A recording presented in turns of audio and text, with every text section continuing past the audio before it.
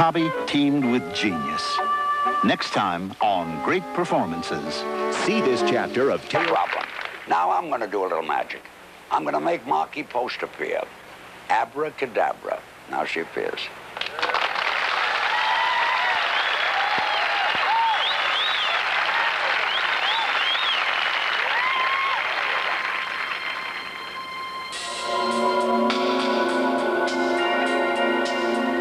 There's an aura of mystery and romance that surrounds certain magicians. A perfect example of someone with that unique quality is a man who, at 22 years of age, was chosen to be Magician of the Year by the 2,000 members of the International Confederation of Magicians. When I see Lance Burton on stage, I get the feeling that he's performing just for me. We're not in a crowded theater somewhere. We're all alone. Just he and I. And no one can interrupt us.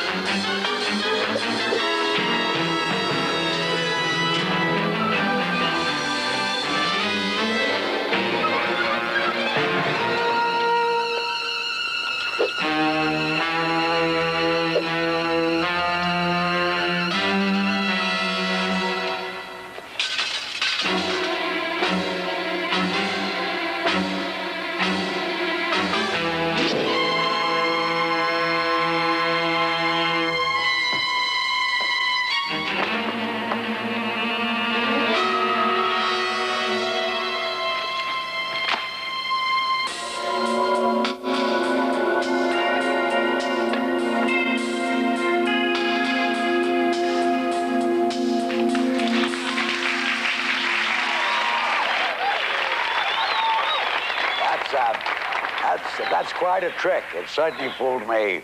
I thought he was going to end up as Markie Post. That's my kind of magic. That's why I always liked Harry Houdini, the great escape artist. I played on the bill with him once. Houdini. He could get out of a locked trunk in 10 seconds. Out of a straitjacket in 10 seconds. Out of handcuffs in 10 seconds. One night he went into Mae West's dressing room and couldn't get out for 2 days. I went into a dressing room, was out in 2 seconds. Well, we've got a new Houdini for you tonight. His name is Dean Gunnarsson, and he's going to attempt a death-defying underwater escape. I think he's just about ready. Take it away, John Ratzenberger.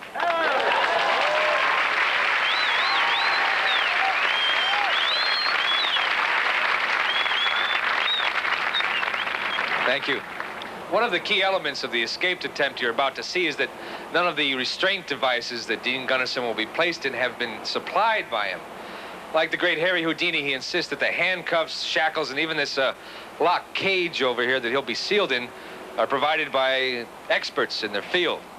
And now, ladies and gentlemen, one of the world's most foremost escape artists, Dean Gunnarsson.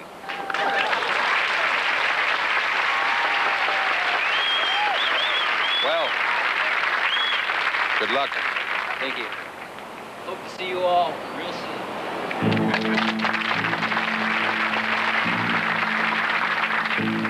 Unlike most escapes, Dean will be totally visible through the wire mesh that surrounds this shark cage. He'll be handcuffed and chained to the cage itself under the supervision of Don Shepard from the Anaheim Police Department. Now, the handcuffs and the leg irons that you brought along with you, are they all regulation police issue?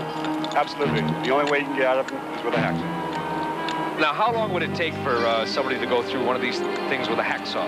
At least 10 minutes. Okay, at least 10 minutes. Now, Imagine holding your breath for 10 minutes. In preparation for his escape, Dean has been practicing controlled breathing to increase the time he can remain underwater. So far, he can hold his breath for 2 minutes and 15 seconds. The padlocks have been supplied by registered locksmith Greg Brault. Now tell us about the locks there, Greg. Well, these are maximum security padlocks that are made with hardened steel, so that means you cannot saw through them with a hacksaw or open them by banging on them with a sledgehammer or even firing a .45 caliber gun at them at close range. Aha, there we see the last locks being attached. But once that Officer Shepard has determined that Dean has been securely handcuffed and chained to the cage will be hoisted into the air and lowered into the submarine lagoon here at Disneyland.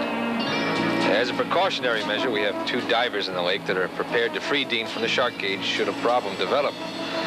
We also have an ambulance and paramedic staff on standby.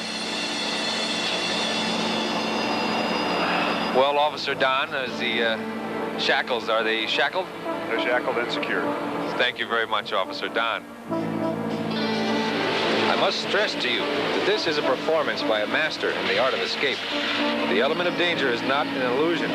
No attempt to recreate any aspect of what you are about to see should even be considered. Ladies and gentlemen, the escape artistry of Dean Gunnarsson. The cage has entered the water and the clock has been started. Now, if you like, take a deep breath now and see how long you can hold it. But no matter how long you can hold your breath, imagine struggling at the same time to free yourself from the chains and handcuffs that are locked around Dean Gunnarsson.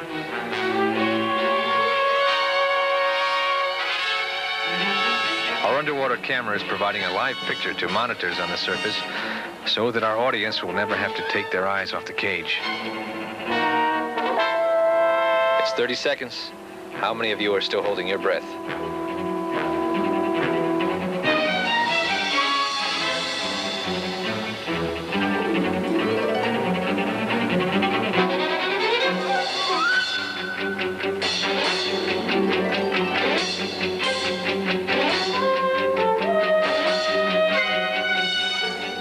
Okay, he's got one hand free. He's out of the first set of handcuffs. 1 minute and 2 seconds.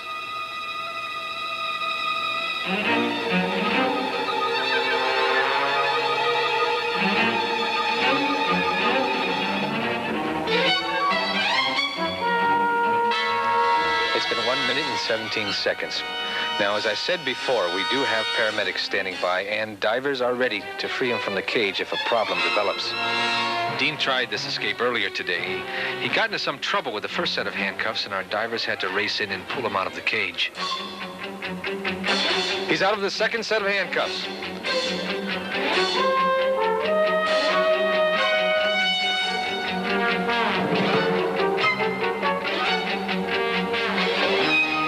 He's got the leg shackles off.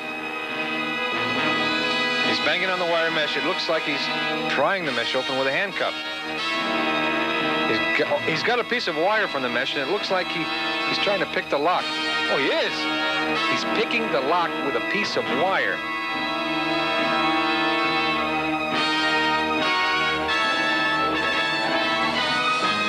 He's out. Incredible. Absolutely incredible. This has been one of the most nerve-wracking moments of my life. Ladies and gentlemen, Mr. Dean Gunnarsson.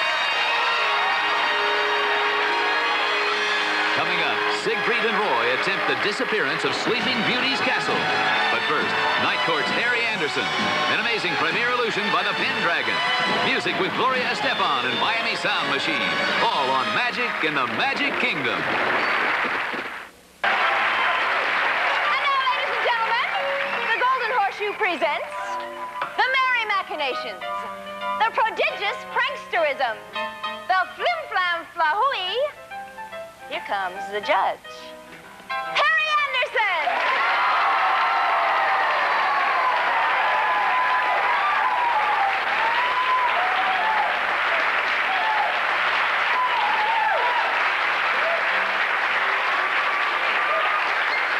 Here's one you can do at home. Fun with science and our friend, static electricity. Try it at home. Find a balloon. Fill it with air. Rub it in a head full of hair. You, sir, could invite a friend, perhaps, to help with this. Rub the balloon, charging it with immense amounts of static electricity. Throw in a gag if you like. And then find a wall. Or a really big carved proscenium arch, if you have one. And witness the wonder of static electricity.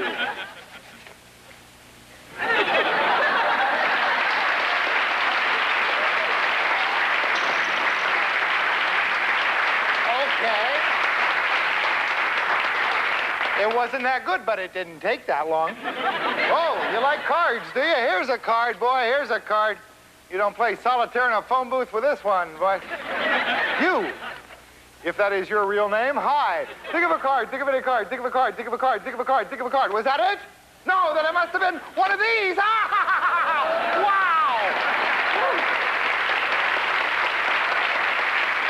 2 for 2. Boy, oh boy. Now, let me show you a card trick for real. Darling, take that deck of cards. First day with your new hands, you got them okay. Examine that deck. You make sure that is an absolutely ordinary, unprepared deck of cards, and take your time, because we're going to do the trick with these cards. Because I don't know any tricks with absolutely ordinary, unprepared cards. You know, first card trick I ever saw was shown to me by my grandpa back when I was just a little bitty smudge of a thing. Of course, Grandpa never called it a card trick. He referred to it as a game of chance. It went like this. Grandpa would pull out 4 cards from a deck. Now, they could be any 4 cards. Of course, the cards he used weren't this large, but I was younger then, and I want you to remember this the way I do. Any 4 cards will do. Here's a 5, a king, an ace, and an 8. The main thing is that they're all different suits and all different values, so they're easy to tell apart. Now, the game was simplicity itself. Grandpa would turn over one of these cards, slip it back into the stack, and I had to guess which card he had turned. To make it interesting, he added a little wager to it. If I guessed correctly, Grandpa would buy me an ice cream cone. But if I was wrong, I'd have to mow his lawn. Now, you may notice I turned out a bit on the thin side. Grandpa, on the other hand, has one of the most beautifully manicured lawns in the state. The reason for that is that his little game of chance was really a hustle, pure and simple. You see, when he turned over the card in the stack, I wasn't supposed to see which card it was, but each time I somehow managed to get a peek. Now, that I considered an advantage in a game like this, little knowing that I was falling for Grandpa's sucker move. We all saw me turn the 8. Yet if I were to bet with Grandpa that the 8 was turned over in this stack, he would show me that no, it wasn't the 8, but rather the king that was turned, and zap, I'd be out mowing the lawn. Well, after a week or so of that, I wised up a bit. The next time Grandpa turned the 8 over in the stack, the next time I got a peek of that, I didn't guess the 8, I guessed the king. And wouldn't you know, Grandpa just winked and showed me that it wasn't the king or the 8 turned over. It was, in fact, the ace that he had turned over in the stack, and there I was pushing the mower once again. I knew he was cheating me. In fact, I knew better than that. I knew that the man had some trick cards. These are trick cards, friends. In fact, they're marked cards. Did you see the markings? They're kind of subtle. They're woven into the back pattern. You have to really look for them. But if you squint and get a good look, I think you'll see the F for 5, the A for ace, the K and the E for the king and the 8. You know, Grandpa, he not only taught me how to do card tricks, he taught me how to spell.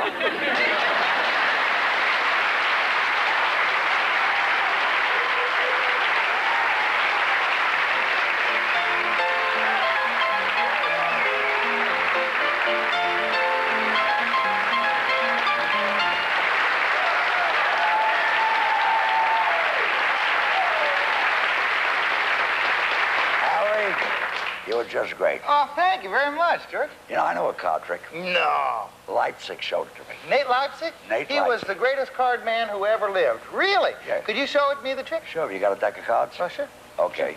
You'll notice I don't touch the cards. I want you to mix them. Just mix them good. Okay. Okey doke. Now, there are 4 suits in the deck. Clubs, diamonds, hearts, and spades. Pick one. Diamonds. Diamonds. There are 13 diamonds. Pick a diamond. 7. 7 are diamonds. There are 52 cards. Pick a number. 9. 9. Now count 9 from the top, but don't turn up the 9th card. 9 from the top. 7 are diamonds. 2, 3, 4, 5, 6, 7, 8, 9. Now, what's your card? 7 of diamonds. Turn it up. What is it? Ace of hearts. So I'll stick to country singing.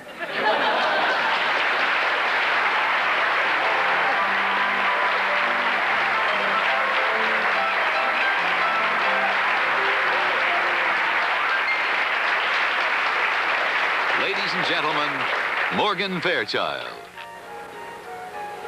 This beautiful castle is going to disappear in just a little while, but before it does, let's take one last look inside for a moment of phenomenal magic.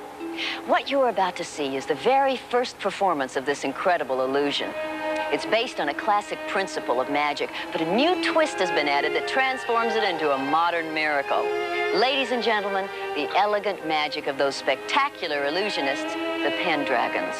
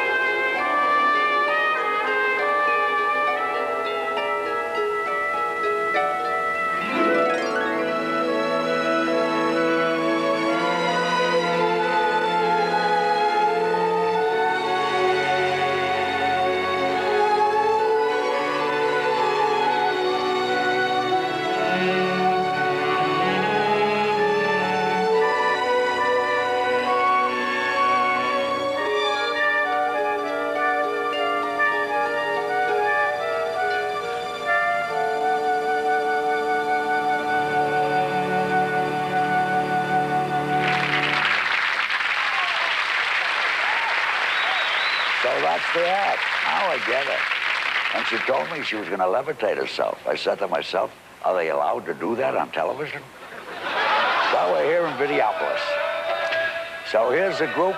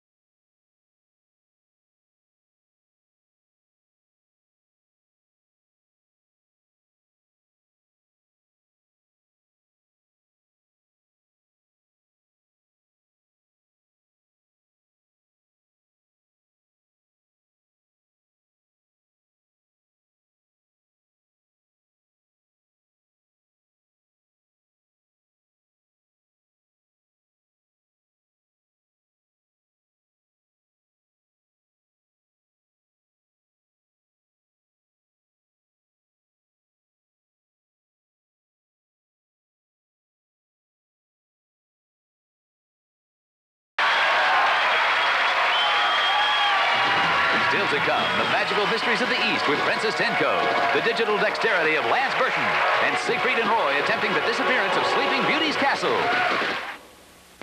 If your children are between the ages of 2 and 13, here's great news for their teeth. Introducing gentle cleaning formula Aquafresh.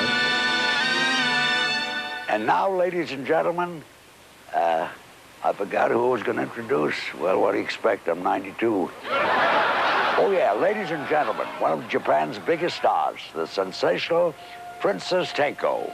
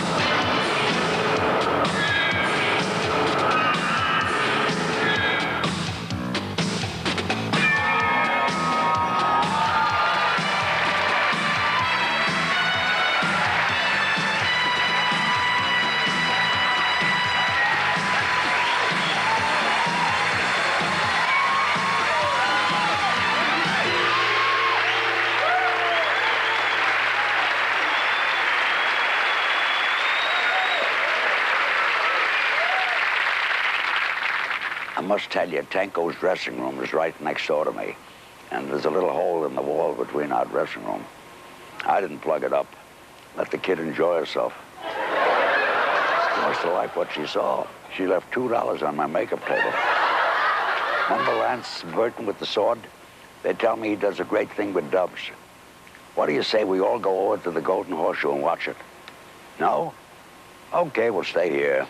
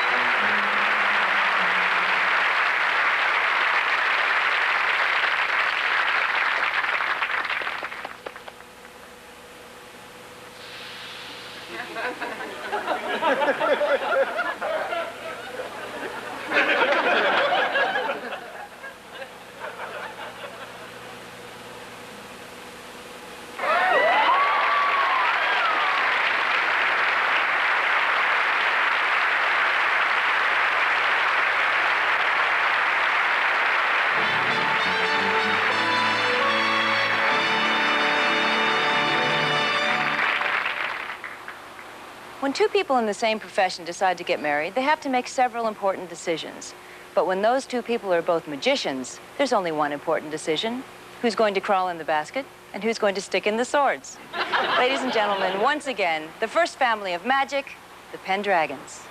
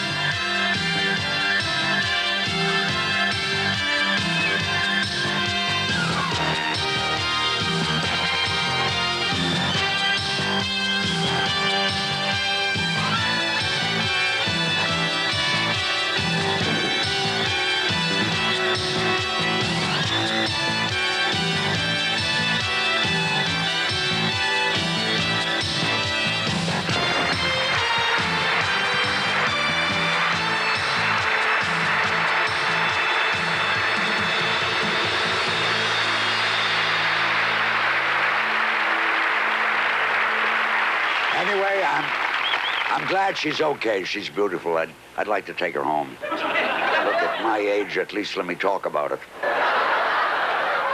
Well, we're certainly seeing magic tonight. And when you talk about magic, what about this place? And you know, Disneyland is not just for kids. It's for anyone who thinks young. Which reminds me of one of my favorite songs, Morty and Mikey.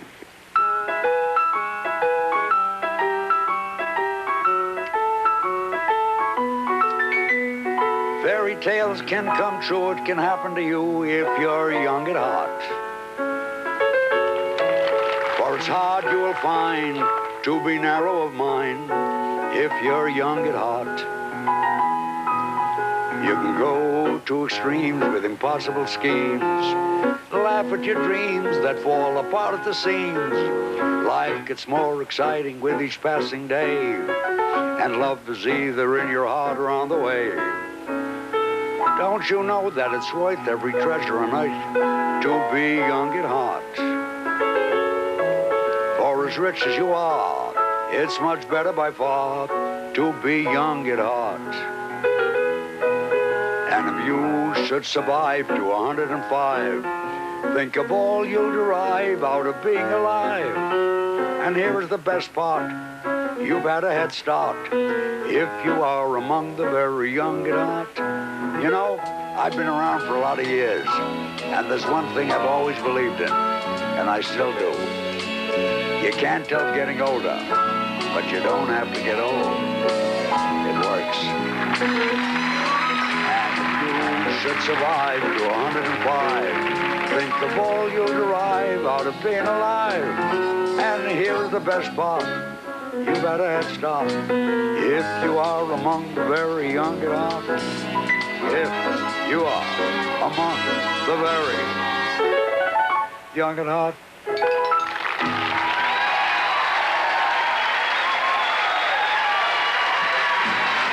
In just a few moments, Siegfried and Roy.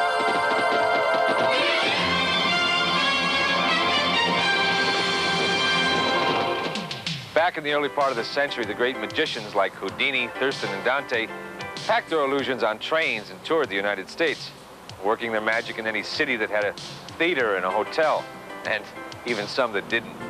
For tonight's show, over 1,800 pounds of illusions, equipment, and magicians needed to be transported here from every corner of the globe. Some, like Princess Tenko and her troupe, traveling all the way from Tokyo, more than 10,000 miles to reach the Magic Kingdom.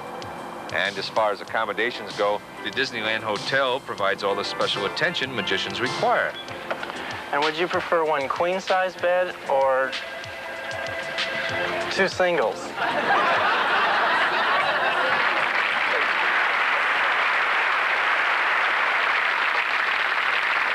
Well, this is it. It's time for Siegfried and Roy to make the castle disappear. Sleeping Beauty has been sleeping in there for the last 70 years. I used to take her out dancing.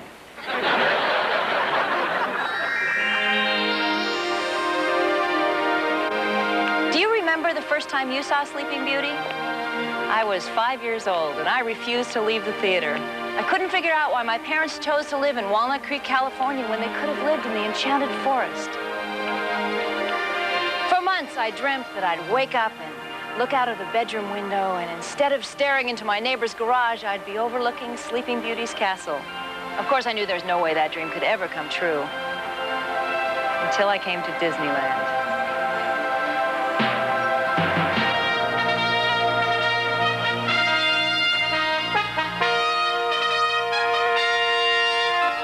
Those of you who haven't yet visited the Magic Kingdom might think that Sleeping Beauty's castle here isn't really a castle at all. Like those movie sets where the buildings are just fake fronts. Well, believe me, this castle is more than just a pretty face. Walt Disney wanted the castle big, but not so big it would overpower the guests that came to visit. So instead of being cold and threatening, you get a feeling of warmth and friendliness the moment you see it. It took over 1.5 years to bring this storybook castle to life. The massive stonework used to build it was meant to last as long as the medieval castles that inspired it. The tallest tower soars 80 feet above the moat that surrounds the castle and can be seen from every area of the park. It was placed here, at the heart of Disneyland, to serve as a constant reminder to every visitor that you have entered a world of fantasy, a world where anything can happen. Tonight, this fantasy world is about to become even more fantastic. Without camera tricks or video effects, two of the most incredible magicians of all time are going to attempt one of the most incredible illusions of all time, the disappearance of Sleeping Beauty's castle. Let me repeat, there are no camera tricks involved here, no editing, no pre-recording. Everything is happening just as you see it. And now, ladies and gentlemen, the world's greatest illusionists, Siegfried and Roy.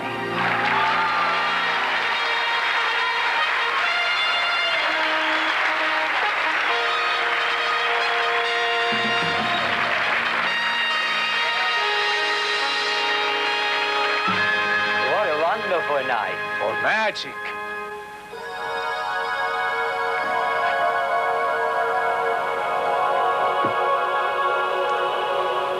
When we first decided we are going to try to make the castle disappear, we noticed a little concern from some of the people who live here. Yeah, that's right. Hi, Mickey. Oh. They thought that once the castle was gone, we wouldn't be able to bring it back. Oh. But then we explained we wouldn't have to bring it back. This isn't just a castle built out of brick and stone. It's built out of imagination. And there is no magic strong enough to make it disappear forever. Okay? Okay. Yes. And they even decided to help. If this works, all we will be seeing in a few minutes are the lights behind the castle and our friends standing on an empty piece of prime real estate.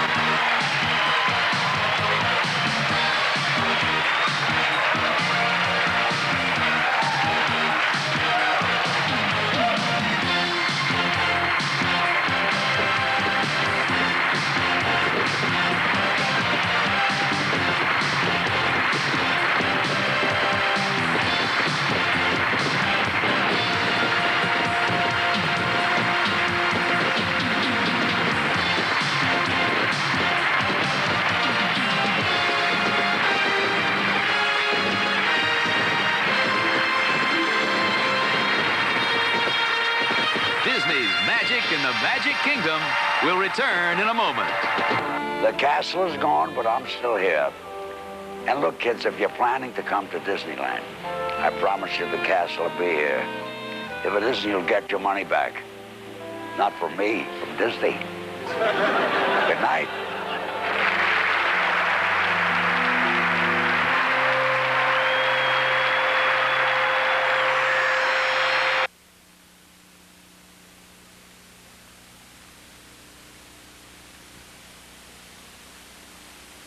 Tonight, get ready for a real tearjerker in a one-hour Golden Girls special as Sophia announces she's moving out to help her son rear his kids.